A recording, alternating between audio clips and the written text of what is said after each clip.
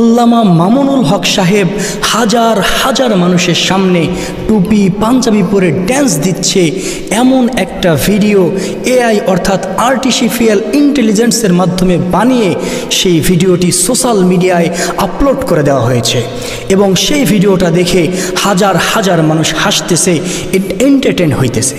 আল্লামা মামুনুল হক সাহেব বাংলাদেশের প্রথম সারির ওলামা ইকরামদের মধ্যে একজন। তার মতো একজন ব্যক্তিকে নিয়ে এমন ড্যান্সের ভিডিও বানানো এবং সেগুলো সোশ্যাল মিডিয়ায় আপলোড করা আলেমদের জন্য এর চাইতে বড় অপমান, এর চাইতে বড় অমর্যাদা, এর চাইতে বড় অসম্মান আর দ্বিতীয়টি হতে পারে না। দীর্ঘ 3 বছর জেল খাটার পরে মাত্র গতকালকে মুক্তি পেয়েছেন। সারা বাংলাদেশের সকল আলেমরা, সকল মাদ্রাসার ছাত্ররা খুশি হয়েছেন, সকল ধর্মপ্রাণ মুসলমানরা আনন্দিত হয়েছেন। অনেকে মামুনুল হক সাহেবের মুক্তির খুশিতে মিষ্টি পর্যন্ত বিতরণ করছেন।